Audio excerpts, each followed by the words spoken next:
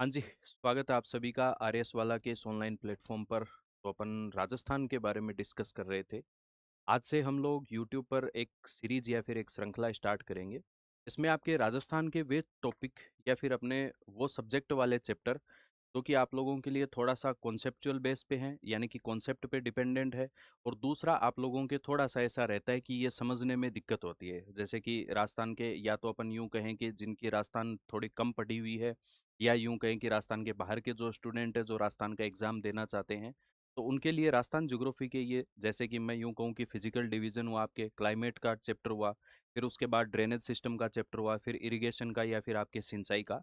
तो ये मेजर कुछ चैप्टर हैं जिनमें आपके कॉन्सेप्ट है। उसके बाद कुछ डाटा के चैप्टर हैं जिनमें आपके डाटा चेंजेस होते रहते हैं, तो उनको ये कुछ विशेष आपके मान लीजिए कि सिलेबस के 50% जो चैप्टर हैं उनको अपन यूट्यूब पर डिस्कस करेंगे। यानी कि यूं मान सकते हैं आप लोग कि जो इम्पोर्टेंट चैप्टर हैं जो आप लोगों के समझने में थोड़ी दिक्कत होती है, या फिर उनमें जो डाटाज हैं उनमें आप लोगों के थोड़ा बहुत कॉन्फ्लिक्ट होता है या कोई कॉन्ट्राडिक्शन होता है, तो उनको अपन यहाँ पर यूट्यूब पर कंटिन्यूअसली जो आप लोगों के क्लासेस चलेगी उनमें अपन डिस्कस करेंगे। तो आज सबसे पहले हम लोग स्टार्ट करते हैं आपके अपवाह तंत्र या फिर ड्रेनेज सिस्टम। अभी पिछले कुछ दिनों में आपके एग्जाम हुए हैं राजस्थान में। उन एग्जाम में आप लोगों के सामने थोड़ा सा ऐसे कि यूं स्थितियां बन गई है कि कुछ पेपर थोड़ा सा हार्ड भी आ रहे हैं, स्टेटमेंट वाले क्वेश्चन। हालांकि वो पेपर हार्ड नहीं है, थोड़ा सा पैटर्न चेंज किया गया है।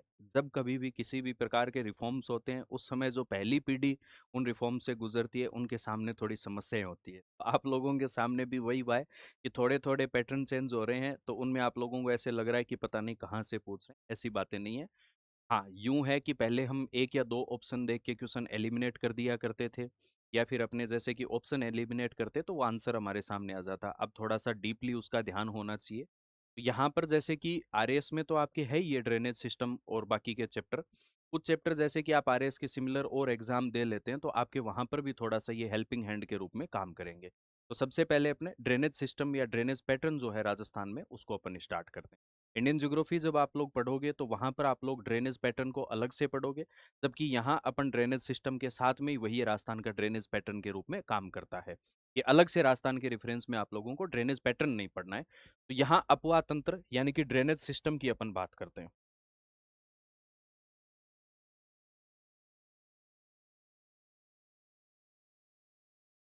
ड्रेनेज सिस्टम, तो राजस्थान में तीन तरीके का या तीन प्रकार का ड्रेनेज पैटर्न या ड्रेनेज सिस्टम पाया जाता है। शब्द एग्जैक्ट जो इसके लिए है वो आपके ड्रेनेज सिस्टम है।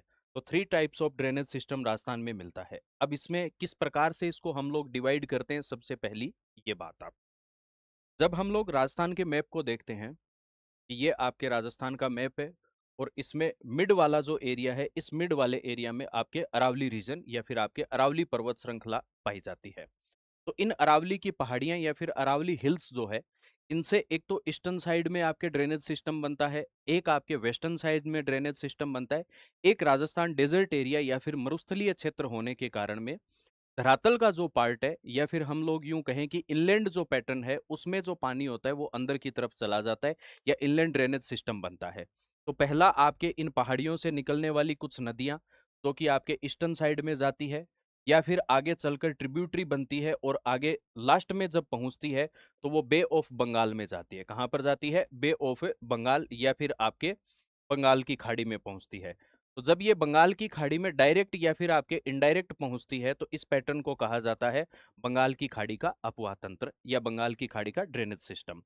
फिर उसके बाद में कुछ रिवर्स आपके यहीं इन्हीं अरावली हिल्स से निकलती है या अरावली पहाड़ियों से, और वेस्टर्न साइड में जाती है, जैसे आपके लूनी नदी हुई, फिर आपके साबरमती नदी हुई, फिर पश्चिमी बनास हुई, और फिर अपन ये कहते हैं कि यहाँ से इधर से निकलने वाली सदर्न राजस्थान या दक्षिणी राजस्थान में आपके माही रिवर या माही नदी जो गुजरती है, ये आगे चलकर आपके डायरेक्ट और इनडायरेक्ट अरब सागर में, अरेबियन सी में पहुंचती है, जिसमें हम लोग कहते हैं कि भाई कच्छ की खाड़ी और आपके खंबात की खाड़ी में। कहाँ पर पहुंचती है? कच्छ की खाड़ी और आपके खंबात की खाड़ी में, गल्फ ऑफ कच्छ और गल्फ ऑफ खंबात में ये पहुंचती है।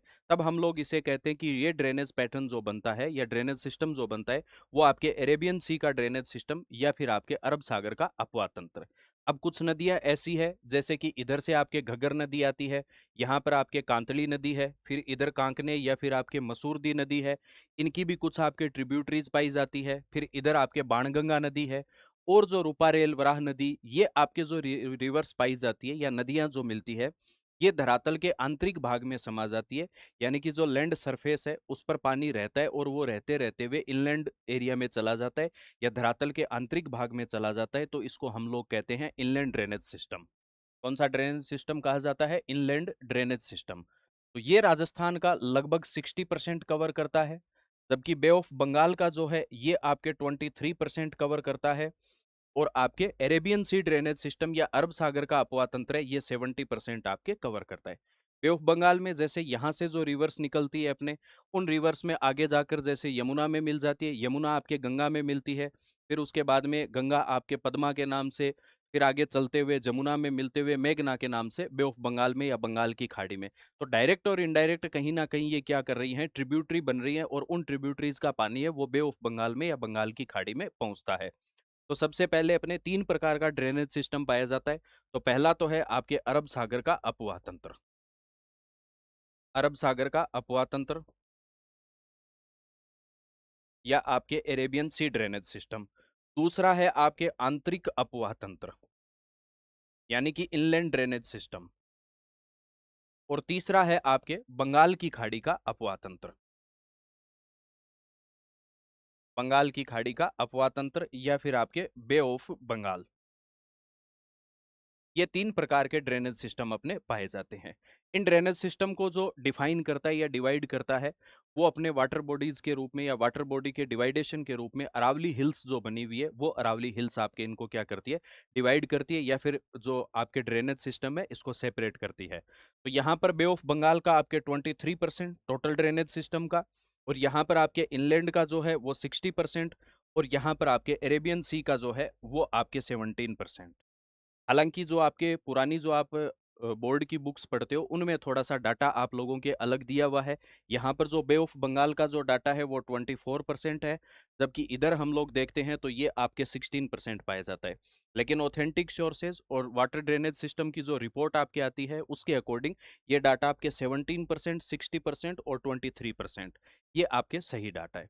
अब हम लोग आगे चलते हैं कि आज अपने कौन सा पैटर्न स्टार्ट करेंगे या कौन सा ड्रेनेज सिस्टम स्टार्ट करेंगे। तो सबसे पहले राजस्थान में सबसे बड़ा जो ड्रेनेज सिस्टम है इनलैंड ड्रेनेज सिस्टम, उसकी अपन बात करते हैं।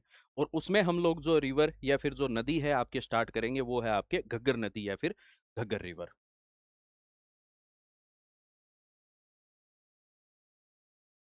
इनलैंड ड्रेनेज सिस्टम या फिर आपके आंतरिक अपवाह तंत्र, आंतरिक अपवाह तंत्र या फिर आपके इनलैंड ड्रेनेज सिस्टम।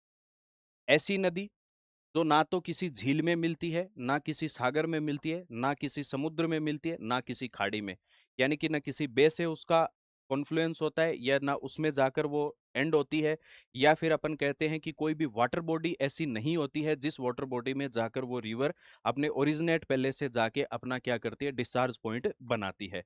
तो ऐसी जो रिवर्स होती है जो धरातल के भाग पर या लैंड पर या सरफेस एरिया पर ही समाप्त हो जाती है, क्योंकि उनका वाटर है वो इनलैंड बॉडी के रूप में बन जाता है, तब उनको हम लोग कहते हैं आंतरिक अपवाह तंत्र। या दूसरी भाषा में मैं यूं कहूं कि धरातल पर अपने जो नदियां बहती है वो मरुस्थलीय क्षेत्र में बहते हुए या तो वो सूख जाती है या उनका पानी आंतरिक भाग में चला जाता है, तो वो आंतरिक अपवाह तंत्र कहता है।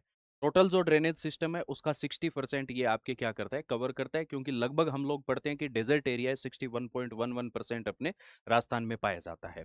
सबसे पहली जो नदी हम लोग पढ़ेंगे उस नदी के बारे में बात करते हैं, तो वो नदी है आपके घग्गर नदी।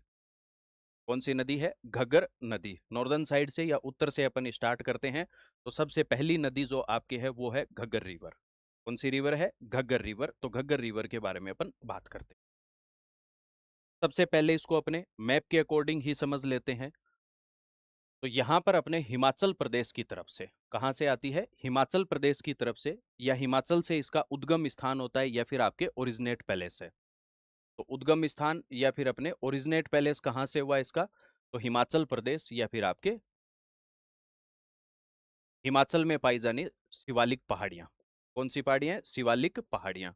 अब जैसा कि मैंने आप लोगों को पीछे एक क्लास में बताया था कि इनको शिवालिक पहाड़ियाँ कहने के पीछे रीजन है, क्योंकि इनको पहाड़ियाँ इसलिए कहा जाता है कि इंडिया में अपने 2135 मीटर, 2135 जो मीटर है, जिसको कि हम लोग पढ़ते हैं चतुर्भुज मामोरिया जो अपनी रेफरेंस बुक है, उसमें इस बात का आपके रेफरेंस मिलता है कि इंडिया में केवल दो ही माउंटेन रेंज है, यानी कि पर्वत श्रृंखला दो ही है, जिसमें आप ग्रेट हिमालय पढ़ते हो और दूसरा आपके मध्य हिमालय पढ़ते हो। बाकी सारी की सारी पहाड़ियां हैं। वो इस बात की पुष्टि कर रही है कि यहाँ पर आपके पुस्तकों में लिखा हुआ मिलता है या बुक्स में लिखा हुआ मिलता है शिवालिक पहाड़ियां, यानी कि 2135 मीटर से अबोव या ऊपर जो है वो पर्वत श्रृंखलाएं माउंटेन रेंज है, उससे नीचे की सारी जितनी है वो हिल्स पाई जाती है। तो शिवालिक पहाड़ियों में या शिवालिका हिल्स में आपके एक क्षेत्र है जिसका नाम है कालका। क्या नाम है? कालका। और यहाँ कालका हिमाचल प्रदेश से इस नदी का क्या होता है? ओरिजिन होता है। ओरिजिन होने के बाद में ये नदी यहाँ से आगे बहती है और हिमाचल प्रदेश से ये नदी एंटर करती है आपके पंजाब में। कौन सा स्टेट में पहुंचती है? पंजाब में पहुंचती है। पंजाब के बाद में आगे चलते हुए ये नदी आती है आपके हरियाणा में। और हरियाणा में आप लोगों ने एक जगह सुनी होगी, सरसा। सरसा के पास से बहते हुए, इसको मैंने सरसा का ही नाम लिया है, उसके आगे एक रीजन है, मैं बताऊंगा आप लोगों को। यहां से ये नदी आगे चलती है और इस नदी का प्रवेश होता है आपके राजस्थान में। फिर उसके बाद में ये नदी राजस्थान में बहते हुए आगे एक देश है जिसका नाम हम लोग कहते हैं पाकिस्तान, और वहां पर ये नदी चली जाती है और पाकिस्तान में इस नदी का आपके डिस्चार्ज पॉइंट बनता है या फिर अंतिम स्थान बनता है। तो सबसे पहले आपके ओरिजिन पैलेस कहाँ पर है? हिमाचल प्रदेश में। कहाँ से है? शिवालिका हिल्स से ये नदी निकलती है। और शिवालिका हिल्स में पर्टिकुलर एरिया कौन सा है? आपके कालका रीजन से, कालका क्षेत्र से निकलती है। यहाँ से ये नदी निकलने के बाद में पंजाब पहुंचती है। पंजाब के बाद में ये नदी आपके हरियाणा पहुंचती है और हरियाणा के बाद में ये नदी आपके राजस्थान में एंटर करती है। राजस्थान में एक जगह है जिसका नाम है आपके तलवाड़ा। क्या नाम है? तलवाड़ा। ये एक झील बनती है या फिर आपके तलवाड़ा लेक बनती है। कुछ सोर्सेज ऐसे हैं या कुछ स्रोत ऐसे हैं जिसमें आप लोग ये पढ़ते हो कि राजस्थान के सबसे नीची जो झील है वो आपके तलवाड़ा झील है, जबकि ऐसा नहीं है, क्योंकि राजस्थान का लोवेस्ट पॉइंट जो हम लोग पढ़ते हैं वो सांबर लेक को पढ़ते हैं। तो सांबर ऑलरेडी एक लेक है, तो इस कॉन्ट्राडिक्शन को थोड़ा सा ध्यान में रखना। अगर लोवेस्ट पॉइंट या लोवेस्ट लेक का अगर पूछ लिया जाए तो सांबर को ध्यान में रखना है आपको। तो ये तलवाड़ा झील आपके, और स्थान का नाम है टिब्बी। टिब्बी तहसील में ये नदी आपके क्या करती है? एंटर करती है। और डिस्ट्रिक्ट जो है वो है हनुमानगढ़। तो हनुमानगढ़ डिस्ट्रिक्ट में ये नदी क्या करती है? एंटर करती है राजस्थान में। कौन सी लेक है? तलवाड़ा लेक है, और तलवाड़ा लेक के पास ये नदी क्या करती है? एंटर करती है यहाँ से एंटर करने के बाद में ये नदी राजस्थान के हनुमानगढ़ डिस्ट्रिक्ट में बहती है। कौन से डिस्ट्रिक्ट में बहती है? हनुमानगढ़ डिस्ट्रिक्ट में। अब यहाँ पर इस नदी की खासियत है, इस रिवर सिस्टम की खासियत है कि यहाँ जब ये नदी बहती है तो इस नदी के किनारे पर या इस रिवर के बैंक पर यहाँ पर आपके एक फोर्ट बना हुआ है, और उस फोर्ट का नाम है आपके बटनेर फोर्ट। कौन सा फोर्ट है? बटनेर फोर्ट। जिसको आप लोग हिस्ट्री में पढ़ते हो कि राजस्थान के प्राचीनतम फोर्ट यानी कि एंशियंट फोर्ट जो हैं उनमें से आपके एक है, जिसको गेट ऑफ नॉर्दर्न साइड भी कहा जाता है, राजस्थान का उत्तरी द्वार भी जिसको कहा जाता है, प्रोटेक्टेड गेट भी कहा जाता है, यानी कि आपके रक्षात्मक गेट या रक्षात्मक द्वार भी इसको कहा जाता है। तो यहाँ पर बटनेर जो फोर्ट बना हुआ है हनुमानगढ़ में, या बटनेर का जो किला है इस नदी के पास में बना हुआ है। अब जब ये नदी हनुमानगढ़ से बहती है तो यहाँ पर हनुमानगढ़ में दो एरिया है, एक तो है आपके टाउन और एक है जंक्शन। उनके बीच में कुछ जैसे खेत हैं, 10-15 खेत हैं, उनके बीच की जो दूरी कवर होती है, उसके बाद एक साइड तो टाउन बना हुआ है और एक साइड जहां पर ट्रेन पहुंचती है वो आपके जंक्शन एरिया है। जब ये नदी बहती है तो जंक्शन एरिया के पास में पहुंचती है, तो इस नदी का जो बहाव क्षेत्र है, या फिर जैसे कि हम लोग एक थ्योरी पढ़ते हैं मेजर पावेल की, उसमें नदी का बेस लेवल दिया हुआ होता है, यानी कि नदी का आधार तल या फिर आपके बेस लेवल की बात बताई हुई होती है। तो आधार तल या फिर नदी का जो बेस लेवल होता है या रिवर का जो बेस लेवल है, इस बेस लेवल से यहाँ का जो लैंड एरिया है यानी कि धरातल जो है हनुमानगढ़ जंक्शन का, वो धरातल इस बेस लेवल से नीचा है। अब एक तो यहाँ का लैंड एरिया ही नीचा है, और दूसरी बात, जब नदी में किसी कारणवश से जैसे कि बारिश ज्यादा हो जाती है शिवालिका हिल्स में, तो इस नदी में क्या होता है? पानी बढ़ जाता है, वाटर लेवल बढ़ता है, और वाटर लेवल बढ़ने के बाद में उसका जो इम्पैक्ट या फिर आपके इफेक्ट जो देखा जाता है वो यहाँ पर हनुमानगढ़ जंक्शन में मिलता है। और यहाँ पर हनुमानगढ़ जंक्शन में इस एरिया को अपन कहते हैं पाट क्षेत्र। कौन सा क्षेत्र कहते हैं? पाट क्षेत्र।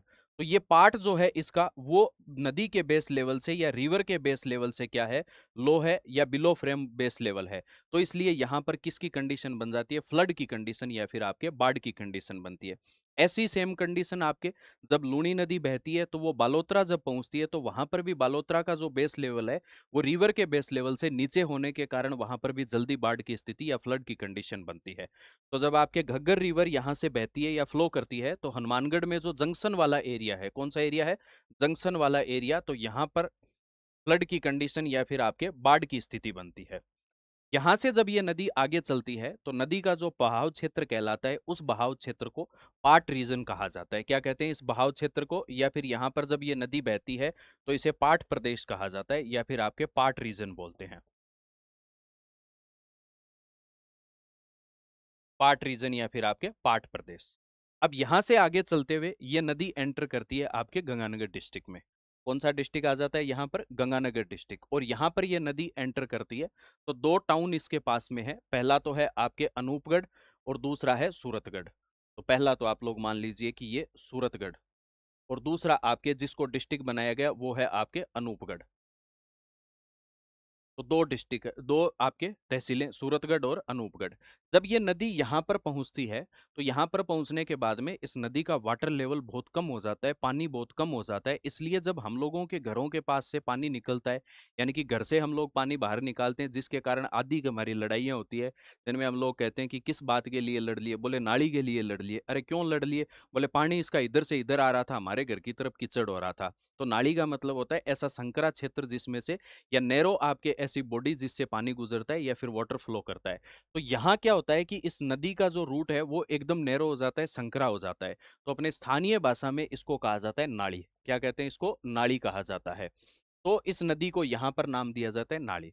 लेकिन हम लोग किताबों में पढ़ते हैं कि इसको हनुमानगढ़ और गंगानगर दोनों जगह नाली कहा जाता है।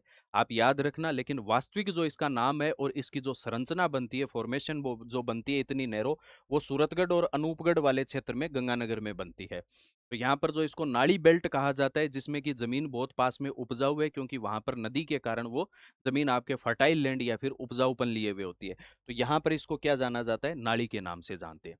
अब जब ये नदी यहाँ से हनुमानगढ़ से लेकर गंगानगर तक बहती है तो यहाँ पर आपके पुरानी जलोढ़ मृदा और दोमट मृदा का प्रभाव पाया जाता है, यानी एलुवियल सॉइल, उसमें ओल्ड एलुवियल डिपोजिशन भी मिलते हैं। तो यहाँ जो मिट्टी होती है उस मिट्टी के कारण यहाँ पर खेती की जाती है, एग्रीकल्चर की जाती है।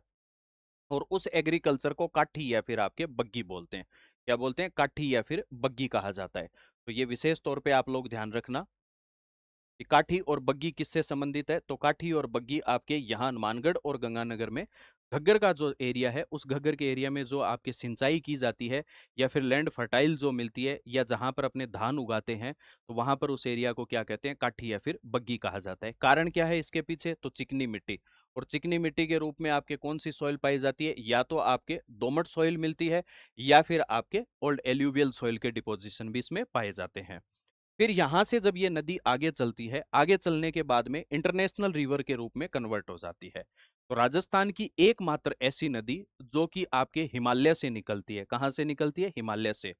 Only one river which originate from Himalaya river, यानी कि हिमालयन एरिया या हिमालयन रीजन, ऐसी एकमात्र नदी है जो कि आपके हिमालय से आती है। बाकी राजस्थान में कोई भी ऐसी नदी नहीं है जो हिमालय से आती है। दूसरा, राजस्थान की ऐसी कोई भी नदी नहीं है जो कि इंटरनेशनल बाउंड्री को पार करती हो। इंटरस्टेट बाउंड्री जरूर पार करती है, माही नदी करती है, आपके संबल नदी पार करती है, लेकिन यहाँ पर ये रिवर है वो इंटरनेशनल बाउंड्री पार करती है।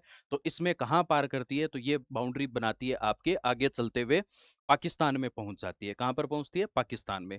और पाकिस्तान में एक एरिया है जिसका नाम है आपके फोर्ट अब्बास। क्या नाम है, फोर्ट अब्बास। और फोर्ट अब्बास ये नदी पहुंचने के बाद में क्या हो जाती है, विलुप्त हो जाती है, या फिर इसका डिस्चार्ज पॉइंट यहाँ पर बन जाता है।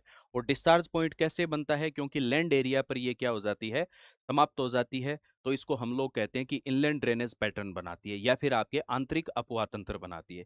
जब ये नदी या फिर रिवर ओरिजिनेट होती है हिमाचल प्रदेश से, आपके कालका रीजन से, और फोर्ट अब्बास तक जब ये पहुंचती है तो इसकी टोटल लेंथ है वो आपके ऑलमोस्ट 465 किलोमीटर है, 465 किलोमीटर इसकी लंबाई है।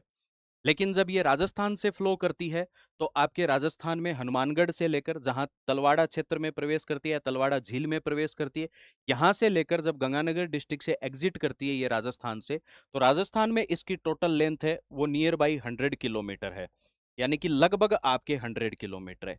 अब अगली इस नदी की क्या खासियत है, तो ये एक ऐसी नदी है जो कि राजस्थान से गुजरने वाली, फ्रॉम राजस्थान, तो राजस्थान से गुजरने वाली ऐसी लंबी है, ऐसी नदी है जो कि सबसे लंबी आपके इनलैंड ड्रेनेज पैटर्न वाली रिवर बनती है।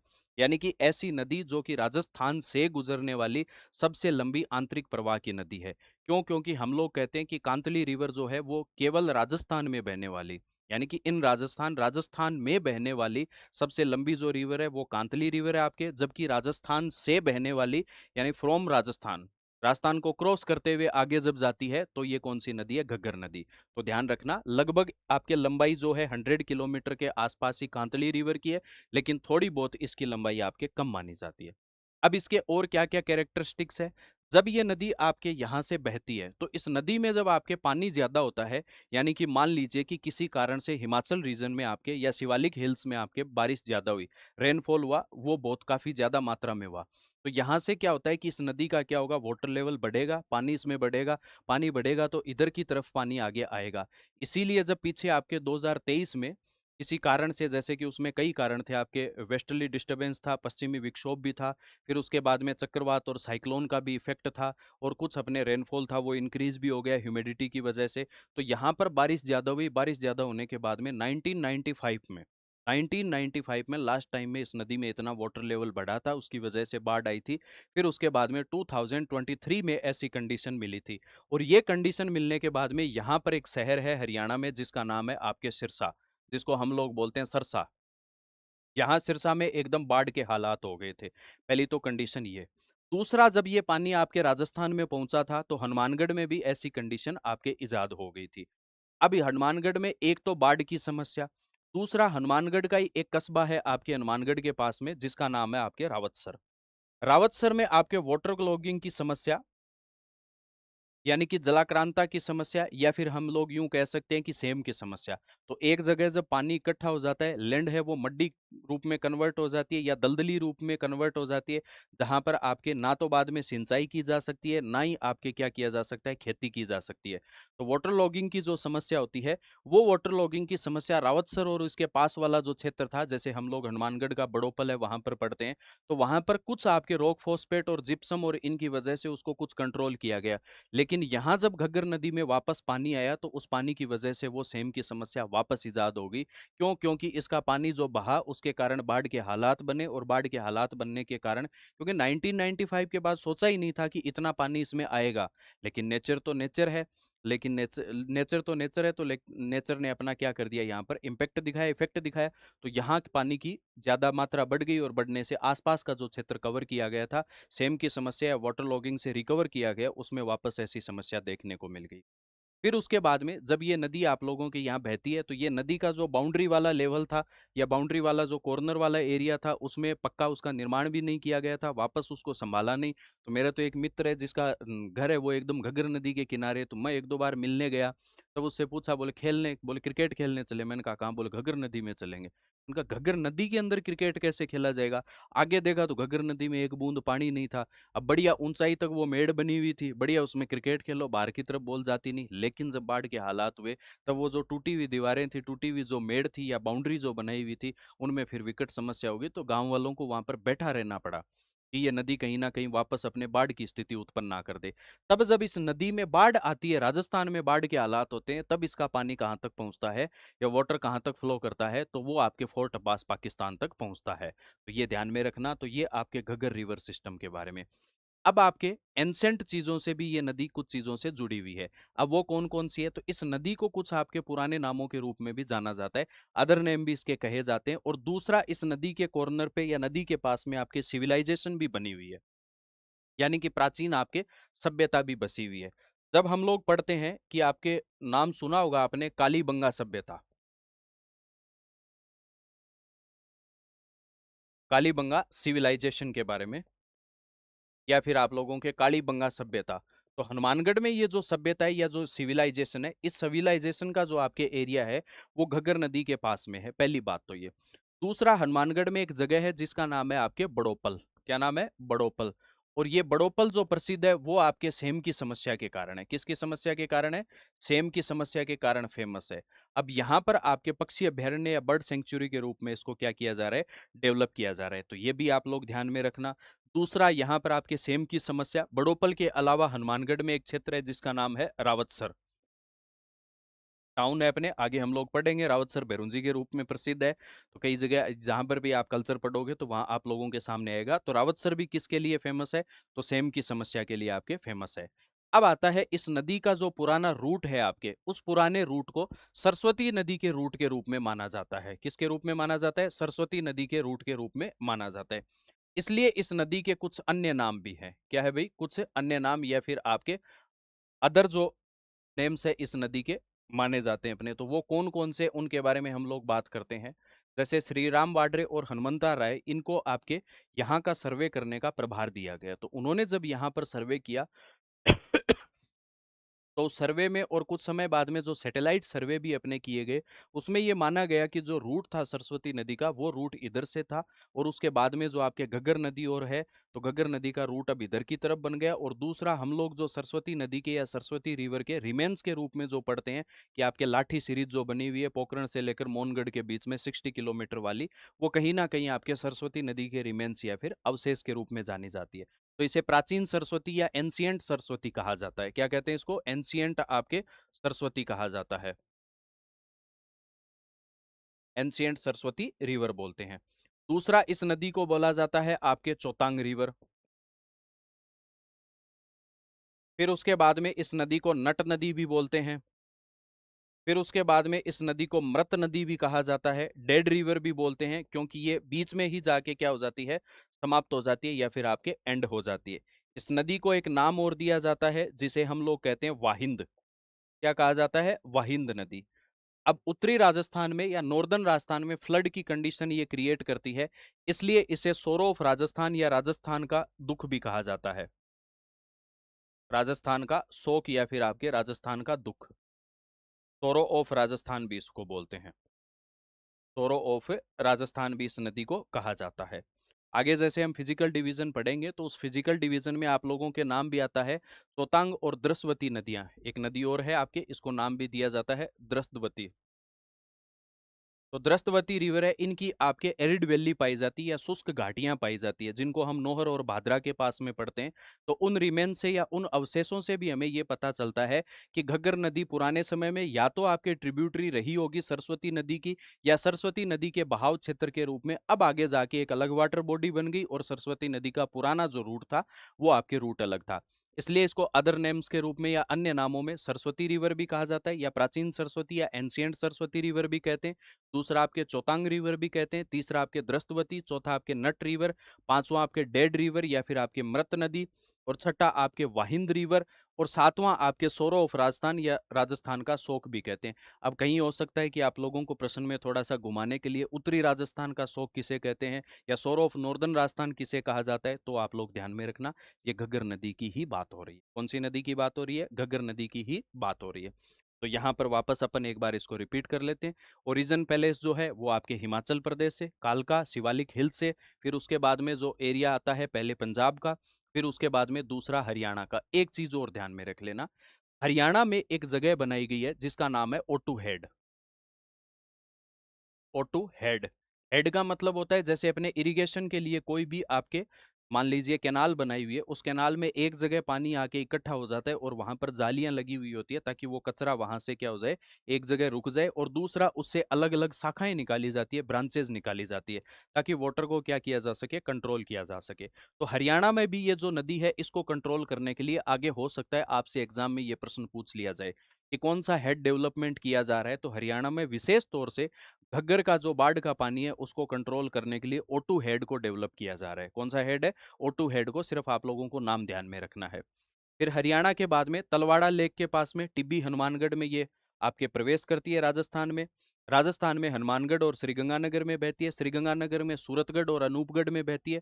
हनुमानगढ़ में जंक्शन है, वो आपके उसका जो बेस लेवल है वो रिवर के बेस लेवल से नीचे है, इसलिए वहां पर फ्लड और बाढ़ की कंडीशन होती है। फिर रावतसर और बड़ोपल वाला क्षेत्र है, वहां पर आपके सेम की समस्या है, वाटर लॉगिंग की प्रॉब्लम पाई जाती है। फिर आगे जब चलते हैं तो आपके बटनेर फोर्ट है वो इसके कॉर्नर पे या बैंक ऑफ रिवर पे बना हुआ है। फिर आगे चलते हैं तो आगे जो आपके आता है कि भाई पुरानी सिविलाइजेशन जो है, कालीबंगा सभ्यता या कालीबंगा सिविलाइजेशन है, वो यहाँ पर डेवलप हुई है। फिर आगे जब गंगानगर में जाते हैं तो यहाँ पर इस नदी को नाड़ी बेल्ट के रूप में और हनुमानगढ़ में इसको पाट एरिया या पाट नदी के रूप में जानते हैं। फिर आगे चलती है तो यहाँ पाकिस्तान में पहुंच जाती है, तो पाकिस्तान में भी एक नाम देते हैं, याद रख लेना, हकरा कहते हैं इसको। क्या कहा जाता है? हकरा कहा जाता है इसके नदी के बहाव क्षेत्र को, हकरा। तो पाकिस्तान में जब ये नदी बहती है तो इसके बहाव क्षेत्र को या फ्लोन एरिया को क्या कहते हैं अपने? हकरा कहा जाता है। और आगे चलते हुए पाकिस्तान में ये फोर्ट अब्बास के पास में अपनी जान दे देती है बेचारी कि ए सनम, अब तुम्हारी कसम आगे नहीं चलेंगे हम। तो यहाँ पर जाके ये नदी क्या हो जाती है? खत्म हो जाती है। इसलिए हम ये इसे कहते हैं कि इनलैंड ड्रेनेज पैटर्न की रिवर है। टोटल लेंथ 465 किलोमीटर है। राजस्थान में आपके 100 किलोमीटर है। ओनली हिमालयन रिवर है जो कि राजस्थान से गुजरती है और इंटरनेशनल बाउंड्री बनाती है। दूसरा, राजस्थान से गुजरने वाली इनलैंड ड्रेनेज पैटर्न की सबसे लंबी नदी है। जबकि राजस्थान में बहने वाली केवल राजस्थान में, तो वो आपके कांतली रिवर है, जिसके बारे में अगली कक्षा में बात करेंगे। तो ये आपके पूरी की पूरी बातें। फिर आपके इंग्लिश वालों की एक छोटी सी समस्या कि सर नोट्स का, तो ये स्लाइड मैंने बना दी है। ये टेलीग्राम जो अपने आरएस वाला का टेलीग्राम चैनल है, सर ने आप लोगों को बता दिया है। तो उस टेलीग्राम चैनल पर आप लोग इसको पीपीटी या जो फाइल जो है आपके वो अपलोड कर दी जाएगी, तो इसको आप लोग देख लेना। नोट्स मिल जाएंगे आपको दोनों भाषाओं में अलग अलग, ये सारे के सारे नोट्स हैं। तो ये इस चैप्टर के लिए तो आप यहाँ से नोट्स हैं वो स्लाइड के मिल जाएंगे। आगे आप लोगों को अलग से हिंदी और इंग्लिश दोनों में सेपरेट नोट्स हैं, वो टेलीग्राम चैनल पे जितनी भी अपनी यूट्यूब क्लासेज होंगी उनके नोट्स आप लोगों को। तो आज का अपने अध्याय यहीं तक समाप्त करते हैं। मिलते हैं अगली कक्षा में अगली रिवर के साथ में। धन्यवाद।